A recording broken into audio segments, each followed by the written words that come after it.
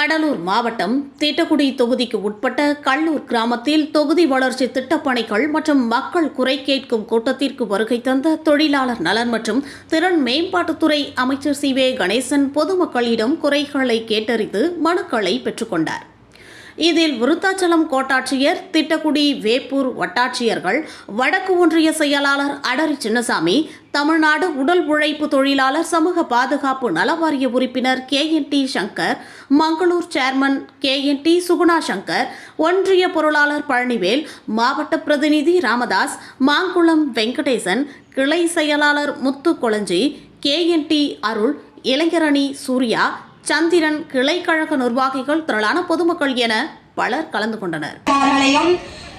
RDO அலுவலர் அவர்களையும் மேலும் தாசில்தார் சார் மேலும் அரசு துறை சார்பாக வருகை தந்திருக்கும் கடந்த 4 நாட்களாக ஒவ்வொரு தொகுதியிலும் போய் சென்று விருத்தாச்சலம் தொகுதியில, திட்டக்குடி தொகுதியில, நேத்து பொடையூர்ல, இன்னைக்கும் ஒவ்வொரு கிராமத்திலையும் காலையில செவ்வேரி, பில்லூர், தொண்டகுறிச்சி, அரணேச்சி, இப்ப கடைசியா நம்ம கல்லூருக்கு வந்திருக்காங்க.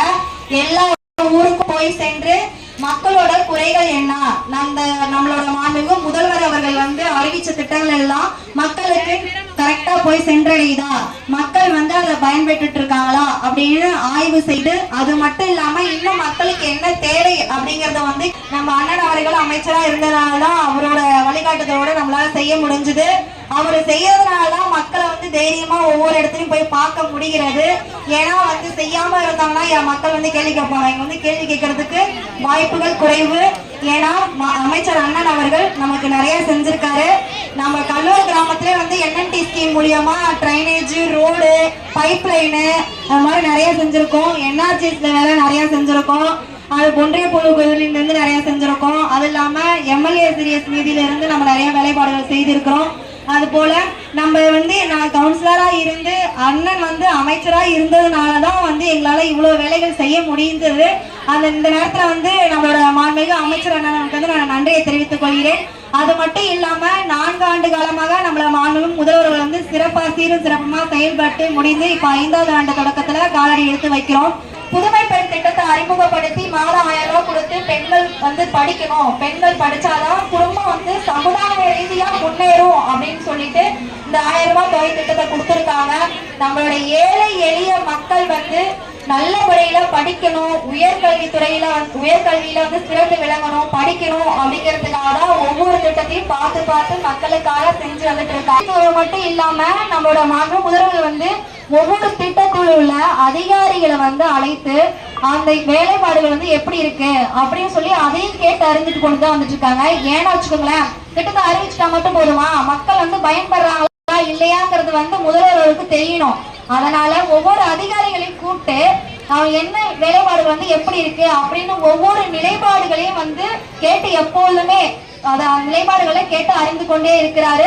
அது மட்டும் இல்லாம இப்ப அடுத்து 2026ல தேர்தல் அடுத்து நடைபெற போது நீங்க மக்கள் 200 தொகுதிக்கு மேல நம்மள மாண்பு முதல்வர்களை கண்டிப்பா நீங்க கொண்டு வரோம். ஏன்னு வச்சுங்களேன், கலைஞர் இல்ல இவர் எப்படி ஜெயிச்சு வருவாரு அப்படின்னு எல்லா மக்கள் எல்லாம் பேசிட்டு இருந்தாங்க.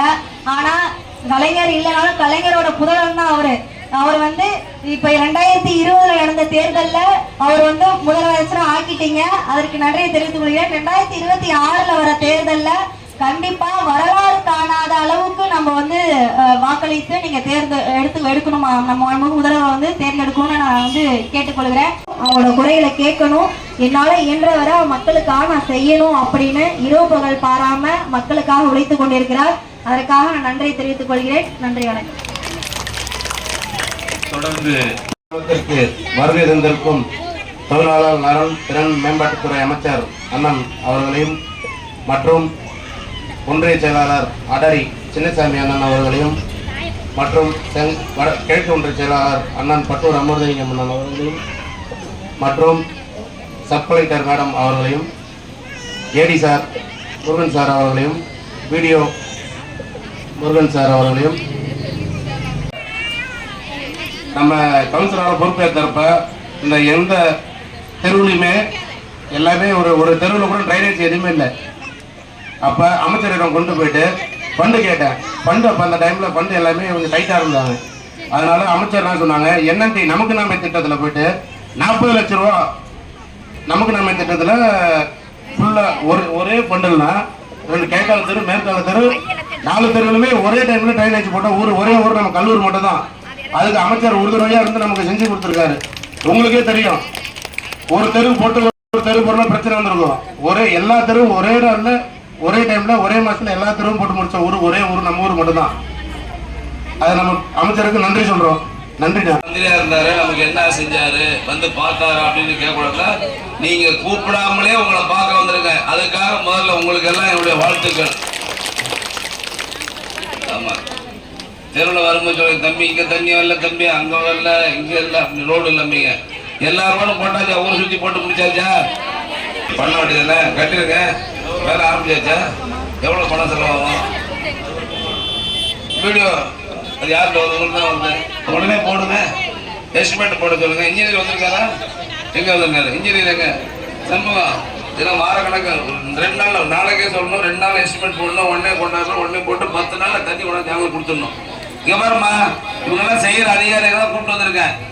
எல்லாம் அதிகபட்சம் இன்னைக்கு தேதி வந்து 12, 25ஆம் தேதி கூட தண்ணி பிரச்சனை இந்த ஊர்ல இருக்கவே கூடாது. அதுக்கெல்லாம் முருகன் நீங்க தான் பொறுப்பு பார்த்துக்கணும். தம்பி செஞ்சு கொடுத்துடணும். சரியாம்மா, சொல்லிட்டம்மா. இந்த 10 நாள்ல தண்ணி நம்ம ஊருக்கு கட்டாயமா வரும். ஏன் வரலன்னா போர் போட்டு தண்ணி இல்லை, இன்னொரு போர் போட்டாச்சு. அந்த 2 போர்ல இருந்து கனெக்ஷன் கொண்டாந்து டேங்க்ல தண்ணி கொடுக்கணும். அது எல்லாம் ஏற்பாடு பண்ணணும். எஸ்டிமேட் போட்டு சீக்கிரம் முடிச்சிருச்சு. அந்த மனுவெல்லாம் போகும்போது கொடுத்தீங்கன்னா கொடுத்துருவேன். நம்ம ஊர்ல இங்க வராம நிறைய பேர் வீட்டுல இருப்பாங்க, அவங்களுக்கும் சொல்லுங்க. ஓஏபி முதியோர் உதவித்தொகை யாருக்காவது வந்துகிட்டு இருந்து நின்று போயிருந்தா அந்த மனுவை கொடுத்தா அதுக்கு தாசில்தார் அதுவும் செஞ்சு கொடுத்து வருவார். அவர் தான் தாசில்தார், அதுக்கு அவர் அழைச்சிட்டு வந்திருக்கோம். ஏற்கனவே 25 வயசுல இருந்து 50 வயசுக்குள்ள இருக்கக்கூடிய தாய்மார்களுக்கு சகோதரிகளுக்கு தையல் மிஷின் கொடுத்தேன் நான். 2000 பேருக்கு நம்ம கல்லூரி வச்சு கொடுத்தோம். அதுல விடுபட்டு போனவங்க யாராவது இருந்தால் 25 வயசு 50 வயசுக்குள்ள 12 மிஷின் தான் நம்ம ஏற்கனவே கொடுத்துருக்கோம். மீதி விடுபட்டு இருந்தா அந்த மனு கொண்டாந்து கொடுக்கணும். அது வந்து விதவை சான்றிதழ் வாங்கிட்டு வரணும். நம்ம தாசில்தாருக்கு வாங்கிட்டு தான் கொடுத்துட்றோம். அதனால எல்லாரும் அந்த மனுவெல்லாம் எல்லாம் கொண்டாந்து கொடுங்க. எல்லாருக்கும் என்னுடைய வாழ்த்துக்கள், நன்றி. நம்முடைய தமிழ்நாட்டு முதலமைச்சர் அவர்கள் உங்களை எல்லாம் சந்திச்சு இது மாதிரி குறையெல்லாம் கேட்டு நிவர்த்தி செய்ய சொல்லியிருக்காரு. நீங்கள்லாம் ஏற்கனவே ஓட்டு போட்டு நம்ம முதலமைச்சர் ஐயா தளபதி மு.க. ஸ்டாலின் கோட்டையில் இருக்காரு. எனக்கும் ஓட்டு போட்டு ஜெயிக்க வச்சிருக்கீங்க. மீண்டும் ஒரு முறை உங்களுக்கு எல்லாம் நன்றியை தெரிவித்துள்ளேன். நெஞ்சார்ந்த நன்றி நன்றி நன்றி. அந்த மனுவை எடுத்துட்டு வாங்க, லைட்டா வாங்க. வணக்கம்மா, வாங்க.